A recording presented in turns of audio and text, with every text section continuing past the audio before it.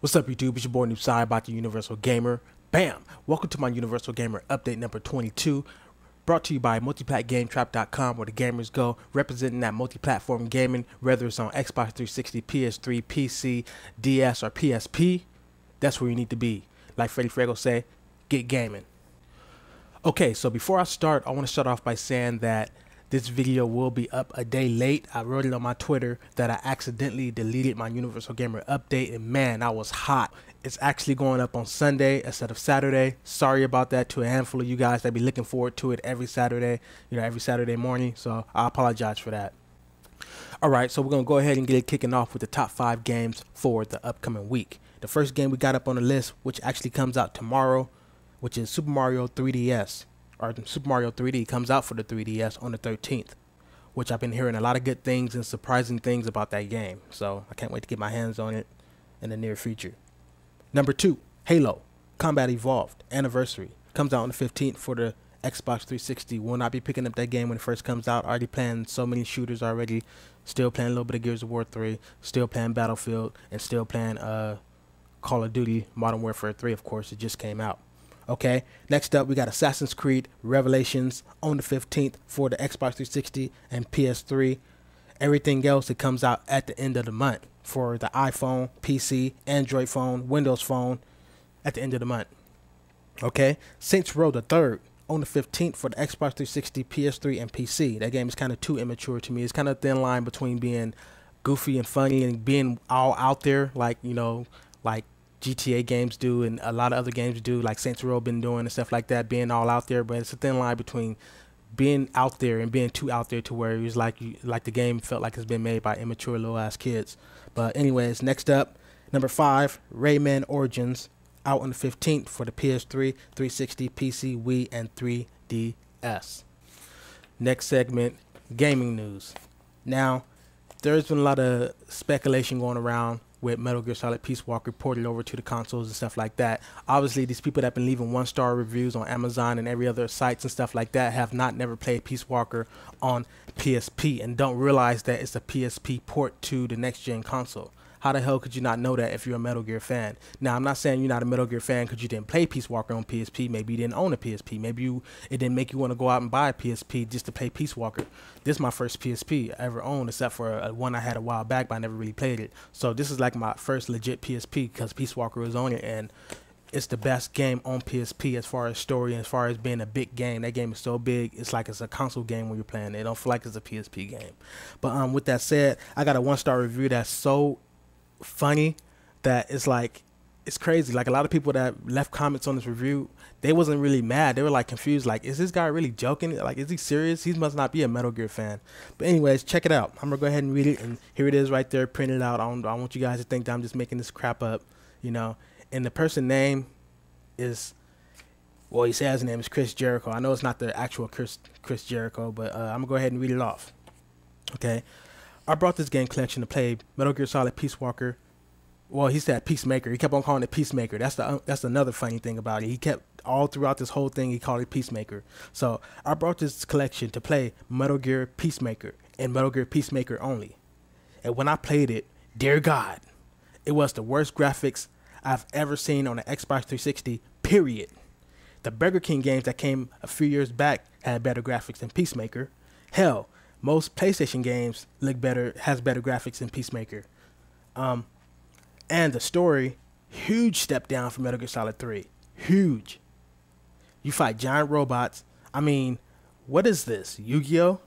What is Snake fighting giant robots? Why is Snake fighting giant robots? There are no interesting bosses, just robots. I had more fun playing the cutscenes than the actual game. I don't even want to talk about the multiplayer. Buy this if you want to play Metal Gear Solid 2 and Solid 3. Do not buy this for Peacemaker. First of all, like I said, it's a port to the consoles. Second of all, Snake fighting giant robots, dude, you must not never play Metal Gear. If you're somehow watching this, you must not never play Metal Gear games in your life. What is a Metal Gear? The giant fucking robots. But the only difference between Peacemaker, see, make me call it Peacemaker, Peace Walker, and regular Metal Gear games is that you don't fight Metal Gears throughout the whole game, unlike Peace Walker. But Peace Walker, those boss fights are freaking epic. They're exciting. They're fun. They're fun to figure out. It's kind of like a Shadow of Colossus. Like you're fighting. You're going to every single boss fight comes up. You got to figure out what you're gonna do and how you're gonna take down that big ass Metal Gear. You know, and it was satisfying. There's nothing wrong with fighting Metal Gears throughout the whole Metal Gear game. That game is epic, and the price for $40 just for Peace Walker alone is worth it. All right, next segment, Spit Game. And inside the Spit Game segment, I got a very good game to talk to you guys about. It's not coming out probably until the end of next year, probably even 2013, but it's the Rainbow Six Patriots target gameplay. And I'm not talking about that kind of target where you're shooting at targets. No, I'm talking about not the directors, but the developers target towards what they want to aim for when they release the game, their actual gameplay they're looking to aim for when they do actually make the full game. And that gameplay they made, it felt like you were inside the game. It felt so realistic. I like the direction that these games are going now, making games where it's like more realistic for the mature audience out there, and you know, the advanced players out there. And it feels like a real Rainbow Six game. Fuck all these Rainbow Six Vegas games. Thank you, Ubisoft, for not putting out more Rainbow Six Vegas games. I know a lot of these kids these days don't realize that the real Rainbow Six games are the ones that was on PS2.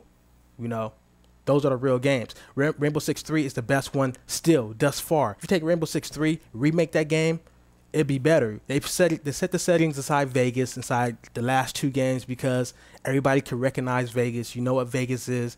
But the real Rainbow Six games are about going to location after location and protecting and extracting hostages and stuff like that, and trying to figure out ways to get into this house. There's different ways you can go. Man, people don't understand what a real Rainbow Six game is. So I'm so glad they went back to the roots in this game. The gameplay they showed, you can tell they said it's not actual gameplay footage. Shit, that shit looked, oh man, it felt, the way it was playing seemed like the game is like halfway done already. Like, oh man, it like, oh, I don't care what they say. Like, they going for it. If you go for that, Ubisoft, I'm behind you all the way. I'll buy your shit. You know, I'll buy the collector's edition. I'll buy any edition you got. So, man, if you haven't watched it, I think it's like 15 minutes. If you haven't watched that demo or whatever, the little gameplay, I advise you to watch it. It's worth a watch, especially if you're a shooter fan. Next topic I got inside the Spit Game segment is the fun factor I had inside Battlefield 3 versus Call of Duty. Now, this is not no Battlefield 3 versus Modern Warfare 3 and here we go with the bad comments and stuff. No, I'm just telling you guys my personal experiences I had with Call of Duty as far as the multiplayer, single player, and Battlefield, as far as the multiplayer, single player, and the fun factor I had playing both. Battlefield 3, I'm starting with that. It took me ever since midnight when I got the game, or I didn't get the game. I actually downloaded it digitally, midnight, right there on the dot. I didn't get to play the game until later on that day, around 1 o'clock p.m. I got a witness, you know, so I want to hear it. But it's just a lot of stuff you had to go through with the developer, like EA, and I don't know if DICE had a part of this, but you know, EA, you know, they clumsy at certain things, and you know, it took away some of my experience. The lobbies was hella glitchy, hella laggy sometimes. Sometimes I get like a 6-7 games straight where the games would be so smooth, I be grinning to ear, and then next 4 games is just a fucking pop locking contest. It's like, what the freak? I know it's not my PC. Now I know it's not my PC, but like at first I thought it was, but I realized that it's not. But you know, it just took away some of the experience. I haven't played the game like in 5 or 6 days, so you know, it takes away some of the fun factor. Even though I'm having fun with the 5 or 6, 7 games that I play, and it's not glitchy and buggy and twitchy, still the games that is takes away some of the fun factor and take away some of my enjoyment about it. You know, it's like having a boner and then something just throw you off and like you just go and you know, it's gone. Call of Duty Modern Warfare 3. Been having hella fun with that. Hella fun, fast-paced action. You know, it's just been fun. Kill confirmed. Oh my god, that's my shit. It kind of reminds me of the Halo game mode where you got to collect the flags and take them to the little ring or whatever. I'm good at games like that, you know, and it's fun. Anyways, even if, you know, I always have more fun with Battlefield. I mean, not Battlefield, but I always have more fun when it comes to fun factor. I always have more fun with Call of Duty and Halo, you know, because those are just fun games, you know, laugh and giggle and, you know, be all hyped up and talking shit. Yeah, I'm gonna get your bitch ass down. Sorry for the B word, but get your punk ass down and stuff like that. But, you know, Battlefield is like more serious when I feel like being, you know, serious and stuff like that and playing, you know, being tactical. So, you know, I've been having more fun with Modern Warfare 3 than Battlefield. On to my next segment, which is a new segment. A lot of you guys know that I take segments in and out, you know, throughout time and stuff like that. And I got a new segment to introduce, which is Gaming Rant. Everybody should know what a Gaming Rant is or whatever. I know there's one guy that I'm subscribed to make nothing but Gaming Rant videos, and it's funny as hell. But it's like this today's Gaming Rant video or segment or whatever. I want to talk about the game booklets that come with games these days. You know, the last few months booklets been skimpy. You know, like for example, Gears of War 3. No pages. Either you get 0 to 5 pages, or you get like 1 page. But this no pages. It's just the fuck I'm gonna do with a fucking front and the back. I mean, what the fuck is that? You know, Call of Duty Modern Warfare 3. 1, 2, 3, 4 pages. Fuck. Now, the reason why they do that is because they try and force you to buy strategy guides. Trust me, I know about business. I know about making money. I know how to sell shit. So I know that that's their tactic, to get you to buy strategy guides. And a lot of people like me don't use strategy guides to get through the game. We use strategy guides just to find small little hidden things, or just to check out the little cool stuff they have inside the booklet. There's my Gears of War 3 strategy guide, unopened, and I'm not going to open it. I decided not to open it. So it's still unopened. Still got the GameStop sticker on it, $34.99, you know. But it's not going to force people that don't got the money to buy a strategy guide. It's not going to happen, you know. So, Subscriber Sunday, real fast. Usually I choose people for Subscriber Sunday that's not like big time on YouTube. These people I choose this week are kind of like big time on YouTube, I guess you can say. You know, they got like a total of like 14 million views and stuff like that, like 80,000 subscribers or something like that. But the reason I chose them is because, you know, they was doing like a Modern Warfare 3 giveaway winner. They announced a winner or whatever, and the video was pretty funny and stuff like that. And I like their energy. I don't know if they were a couple or a brother or sister or whatever, but I like their energy. I like the way they, you know, present themselves on screen and stuff like that. They got they got 2 YouTube channels and stuff.